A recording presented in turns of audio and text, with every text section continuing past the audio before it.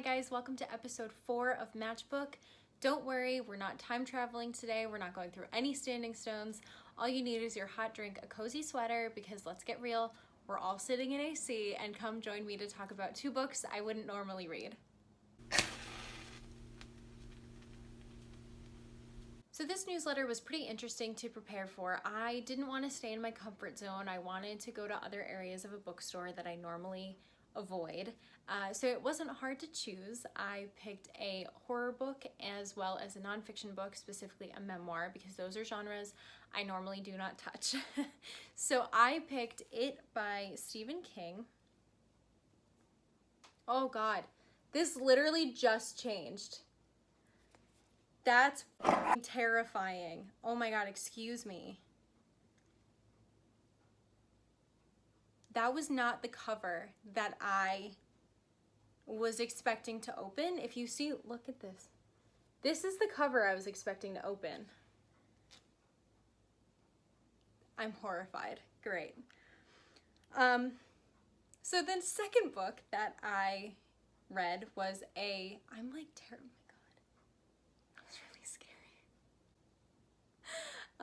So the second book that I decided to read was a memoir by Violet Jessop, who was a stewardess on the Titanic, and she actually was a stewardess on quite a few different liners, but 2 of them actually went down.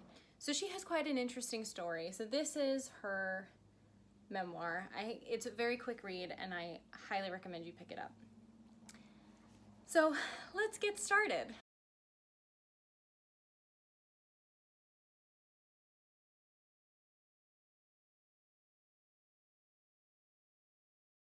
I'm a little thrown now that just happened. Okay, so let's talk about It by Stephen King. So this is a book that I chose because normally the trailer for this movie horrifies me. It happens with most horror movies. I am not a horror movie person. I really don't like watching scary things. So it was a challenge to myself to pick this book, and I told myself that if I finished the book, if I got through it, I was gonna watch both of the movies. So there is a discussion that I have with my wonderful writer-director friend Anthony Rouse that I released before this newsletter, and I will link it below. We discuss what makes something scary, what's scarier, a book or a movie, and why that is, as well as my reaction video to watching the 1990 version of It, which I will also link below. And if you are having a bad day, I promise you it will brighten up your day 100% to watch me suffer through that movie. So let's talk about the book. I didn't realize how long this book was. It's like 800 pages or something crazy like that. But it is incredibly well written, and that hit me from page 1.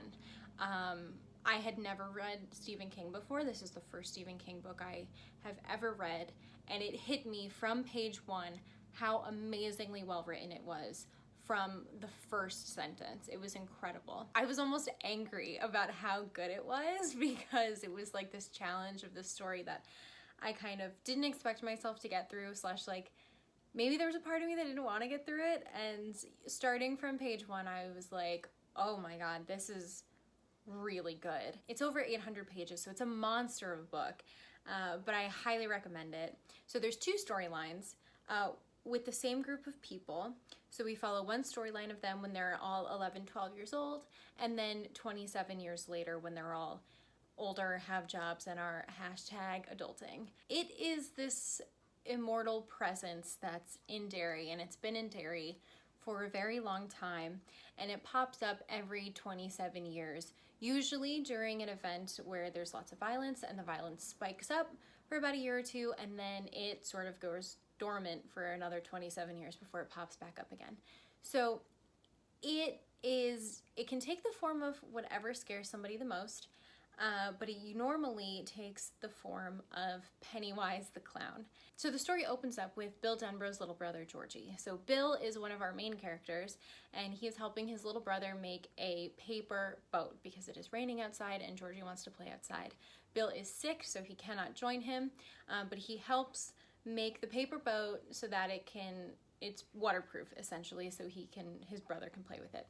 You might recognize Georgie as the little kid with the rain slicker on. who is following his boat as it trails down the stream from the rain on the side of the road. So Georgie, his boat goes down a storm drain, and it is there that he meets our lovely friend Pennywise, and I would assume that you can guess what happens next. So our group of kids each has a different individual experience with it, and they all somehow get away and miraculously survive, and this is kind of their bonding moment. And Bill, because of his brother Georgie, wants to destroy it. So they all band together to try and destroy it. And they think they succeed, but they promise themselves that if it ever returned, if they failed, that they would all come back and try again together. If they had succeeded, there would be no adult storyline, so they don't. So 27 years later, there's more murders along in the same vein of what had happened when they were kids. Only one of them still lives in Derry, and his name is Mike Hanlon, and he sort of watches things, wants to really make sure that it's it again before he calls everybody up. And once he does, everybody from their group had their childhood memories blocked away. So none of them could remember each other or where they grew up, or didn't really question it in their lives until Mike calls and all of their memories come flooding back. So almost all of them just drop whatever they're doing in their lives and go back to Derry in order to fulfill their promise. So I'm not going to give away the end, but there are two things I want to say about it. First, I didn't expect it to get as existential as it did. The ending was very emotional. It had a lot of messages about what it means to grow up and what it means to have friends when you're young, and how those friendships change over time, and what it means to sort of go from a kid into an adult and how things in your life change. Stephen King is very good at presenting these characters in both ages, and very much makes it present about how certain things from your childhood absolutely manifest in similar ways in your adult life. And that was very powerful, and I thought very realistic. The second thing is that we get a true explanation as to what it is, which I felt we didn't need. I'm not saying that I didn't like the explanation. I just was ready to accept that there was a shape-shifting immortal clown that liked to kill children that exists in this town. And I felt that the explanation of why it was here, how it came here, and what it was specifically, getting that explanation sort of took me out of it a little bit. It was a little bit too magical.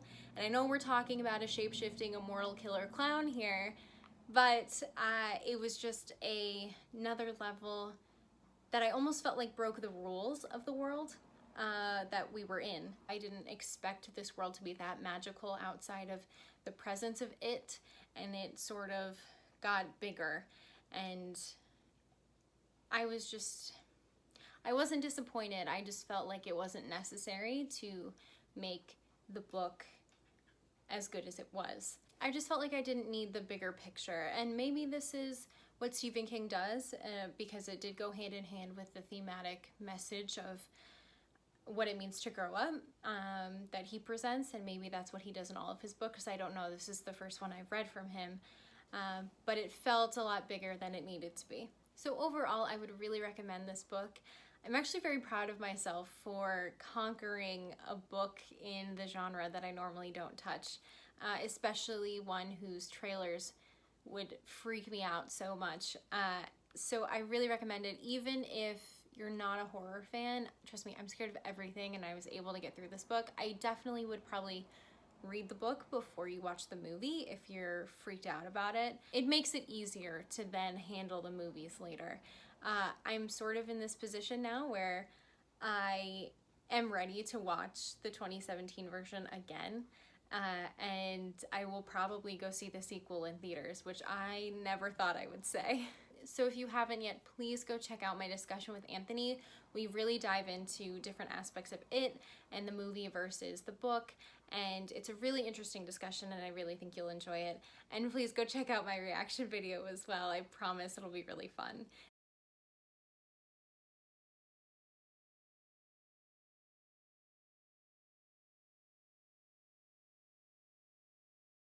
So, full disclosure, I failed at my first choice of a memoir. I had initially picked Life by Keith Richards. I got through about 4 to 5 chapters and I just couldn't read it anymore, which isn't surprising because this is not a genre I normally read. It's probably even harder for me to read than a horror book would be. But that's not to say that it's not a good memoir. The first chapter was great, but I think you need to be a really big Stones fan in order to fully enjoy it. And it just was not the memoir for me. So I ended up switching to Violet Jessop's memoir.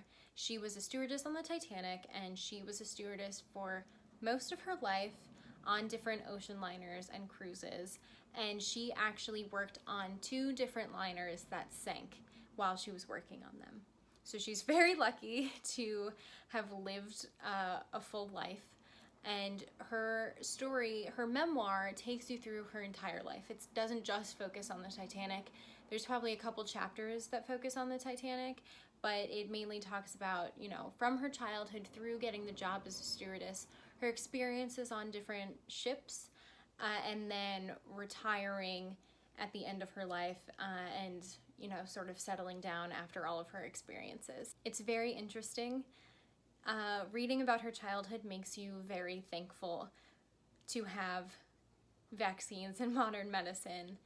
And her personal life, she doesn't really have great taste in guys, but, you know, things were different back then. She falls in love with a guy who definitely, let's just say he has commitment issues, and she does not end up marrying him, thankfully. And there's a brief detail about how she ends up marrying a guy sort of toward the end of her life who ended up it not working out. And other than that, she really doesn't have any other men in her life, or any lover of that kind.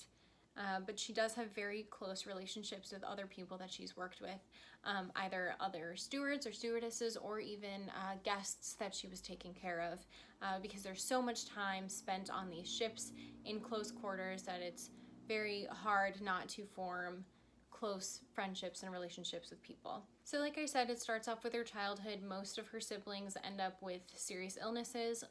Quite a few of them end up dying, and she ends up with an illness where she literally is on the brink of death, and she says through her sheer willpower to live, she survives. And the illness actually hits her before she has the chance to start school, so she's very upset about it. And once she recovers, she finally gets to start school, and it's this really powerful moment because she's living in Argentina, but I'm pretty sure the people who run the school are from North America.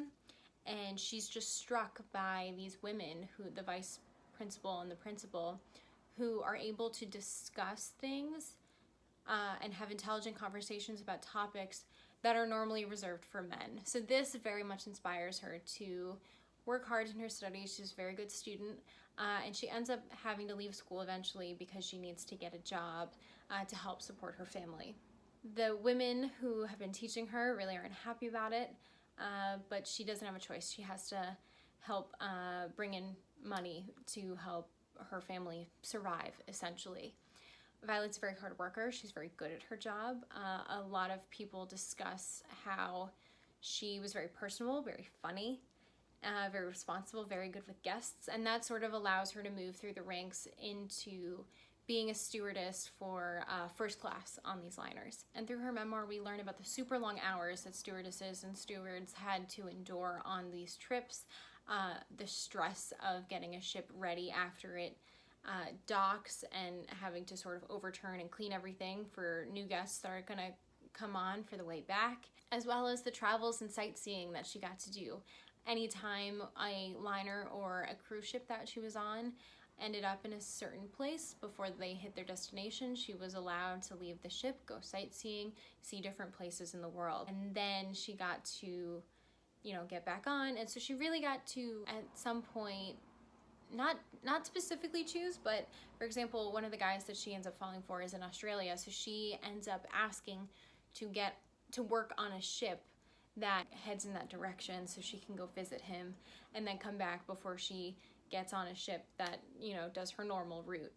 Usually she would do from Europe to New York and back. So she was a stewardess on the Titanic, and she talks about how she had felt the initial impact with the iceberg, but she didn't really take it seriously. She, eventually ends up, doing her job, getting her guests to, put on coats, go up to the upper deck.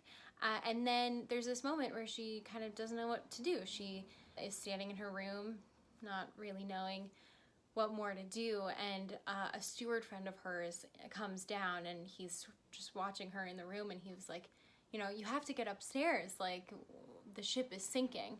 And so she heads upstairs, and he ends up saving her life that way, because she ends up in a lifeboat sort of by accident. Someone was trying to get a group of people into a lifeboat, but they didn't understand English. So she was demonstrating what this guy was trying to explain so that they would get in the boat. And by demonstrating, she ends up staying in the boat and getting rescued. There is a story that you hear about, like the youngest person to have survived the Titanic was a baby. And she was actually handed that baby while they were descending in the lifeboat. Someone handed her this baby, and she holds it all night. And then she talks about how after they're rescued, this woman comes up to her, like grabs it out of her arms, and she never sees the baby ever again. There is a chapter toward the end where someone does call and ask her if she is who she says she is, and says, "Oh, I was that baby," but then they hang up right away. So it's a little suspicious as to whether this person was actually that baby or not, because wouldn't you want to have a full conversation with the woman who saved your life, essentially, if you're calling in the first place? So that's a little weird. But she does talk about receiving the baby and, trying to keep it warm while they wait the hours until they're rescued. You really get a full account of what it's like to have been on that ship and to wait for rescue for hours while watching the Titanic sink. But Violet continues her life at sea despite her experience on the Titanic, and she ends up on the Britannic. And this is the second ship that ends up sinking while she's working on it. So 2 for 2. So this one was actually harder to read about, because this ship hits a mine, and that's why it starts sinking. But instead of the ship stopping so people can leave, the captain, not realizing that people were evacuating the ship, was trying to get the ship into shallower waters. So he's bringing the ship forward while people are abandoning the ship. And so people are getting caught and chopped up essentially by the propeller. And so there's lots of injuries, lots of death. The description of it was a lot harder to read than the Titanic chapter. And she ends up, I think, getting hit on the head and somehow survives, and then only later finds out that she had like a cracked skull that never got checked out of like in the aftermath of the event. And I think that's when she decides to take a break. She takes a different job for the government during the Second World War before she jumps back into life at sea again. And then she eventually retires after having an insane amount of voyages. The book has a whole list of every single ship that she was on, every voyage she took, and the list is so long. It's incredible. Her life was really fun to read about. She was a really funny, intelligent woman with really awful taste in men, but who was very good at her job and cared a lot about her family. And I just loved getting the insight into this historical time period and also this historical event from someone who actually lived through it. So there is an editor named John who writes throughout the book, and he had met with Violet a couple years before she died to pick her brain about her life and all of these events that she had lived through. And he offers commentary pretty much every chapter, and he actually provides insightful details about certain events, certain insight into ships, to sort of give context to the stories that she's telling. And it was very helpful to read his comments, and it felt very authentic because he had a personal connection with Violet before he discovered her memoir. Thank you guys for joining me for episode 4 of Matchbook. I had a really great time stepping out of my comfort zone and trying something new. It was definitely an adventure, and I'm really proud to have conquered a book that I really didn't see myself reading or even watching the movie at all. So let me know what you think about these books if you read them, or what you think about the movie versions of it. And you can find me at matchbook_lit on Instagram, or at Faritasaram at my personal Instagram or Twitter. Please respond to this email or comment on one of those platforms. I really want to hear your thoughts, and I will see you guys next time.